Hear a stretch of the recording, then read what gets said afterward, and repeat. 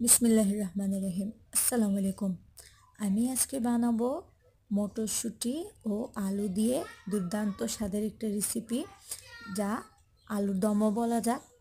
আমি আজকে এই শীতের এই মটরশুঁটি দিয়ে আর নতুন আলু দিয়ে আলুর দম বানাবো টক ঝাল করে। আপনারা দেখেন, আমি প্রথমে মটরশুঁটিটা ছিলে ধুয়ে রেখেছি, তারপরে আমি পেঁয়াজটা চুলায় দিয়ে দিয়েছি একপাশে। পেঁয়াজটা হালকা করে ভেজে নিব। ভেজে নেওয়া হয়েছে, তারপরে পানি অ্যাড করে দিলাম। দিয়ে এখানে আমি দিয়ে দিয়েছি 2 চামচ মরিচ গুঁড়া।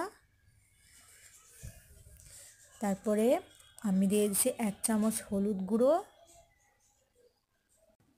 দিয়ে দিলাম সামান্য পরিমাণ গরম মশলা গুঁড়া। এই গরম মশলাটা আমার বাসার তৈরি।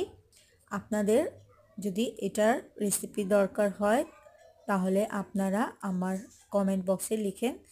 আমি কি কি গরম মশলা দিয়ে এগুলো বাসায় বানিয়েছি আপনাদেরকে আমি ডিসক্রিপশন বক্সে দিয়ে দিব। তারপর আমি সবগুলো মশলাকে ভালো করে কষিয়ে এক পাশে মটরশুঁটি আমি ধুয়ে রেখেছিলাম সেটা অ্যাড করে দিলাম।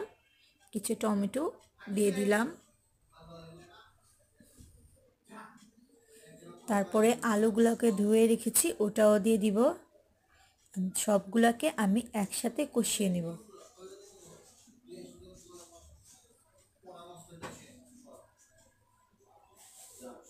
সবগুলা ভালো করে কষানো হয়ে গেলে আমি এখানে সামান্য পরিমাণ পানি অ্যাড করব, যাতে এটা আমার আলু আর মটর দুটাকে সিদ্ধ করে দেয়।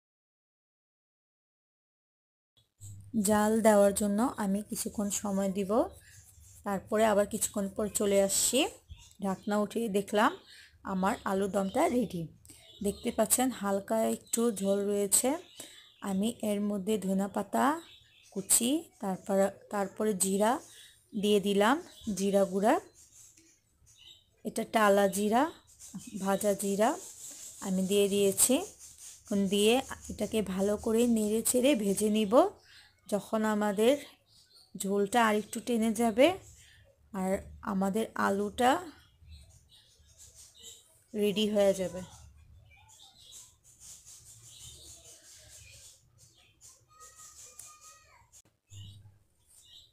আর একটু শুকিয়ে গেলে আমাদের আলুটা রেডি। দেখতে পাচ্ছেন আমাদের আলুর লুকটা কেমন হয়েছে আর আলুর দমটা কীরকম এটার টেক্সচার হয়েছে।